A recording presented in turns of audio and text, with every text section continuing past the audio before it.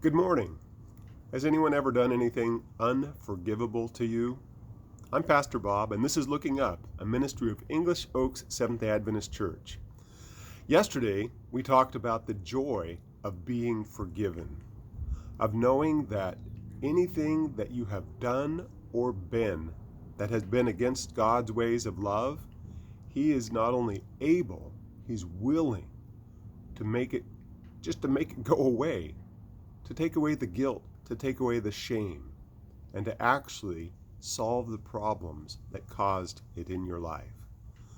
Well, today, as we think about what we can do, reflecting in this time when we have so much time to reflect, I'd like to think about something else that could bring pain at first, but can also be the door to great healing.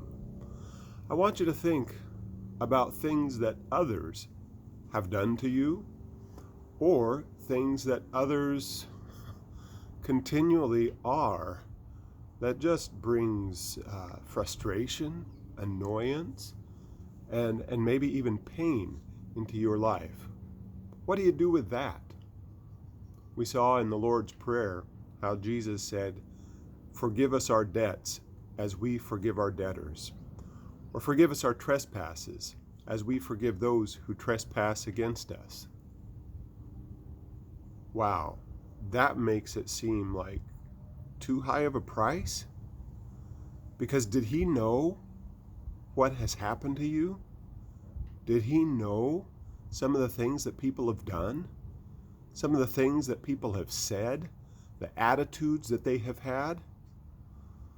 Well, the fact of the matter is, yes, He does know, and I love how it puts it in Hebrews chapter 4, that He not only knows intellectually, but when He walked on this earth, He experienced every single thing, every single insult, every single bad attitude, every single offense.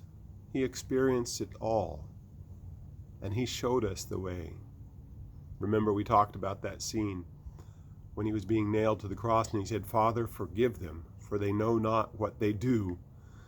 And yet at the same time, He also forgave others who did know what they do.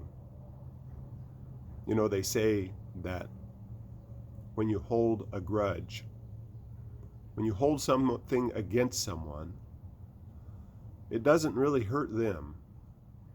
It's poison in your veins. It can actually make you sick. And so today, I'm asking you to think about those things and to come to God and ask Him to give you the grace that you can give to others. Now, be sure, this is not making excuses for other people, because if there was a good enough excuse for what people have done to others, there would be no need for forgiveness. It would be excusable. This is not about excusing people. This is about choosing by the grace of God to love someone, which means to want good for them, which means ultimately, as a follower of Jesus, that you want them to find the grace that you have found in Him, the peace that you have in Him. I believe God has a healing for you through this process of forgiveness. In these few minutes, we can't walk you through everything, just give you the simple truth that healing awaits you as you let God forgive others through you. Would you like to pray with me?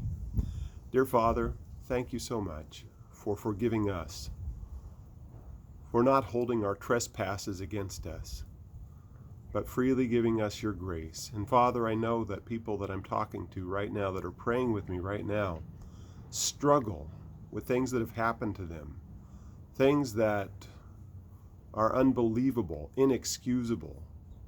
Father, I pray now for release in their hearts from the bondage of those things that have happened to them, and release into their hearts the joy of forgiveness, forgiveness for themselves and forgiveness for anyone else. Thank you so much that it's all possible through Jesus. We ask these things in His name. Amen. Thank you for joining me. Have a great day.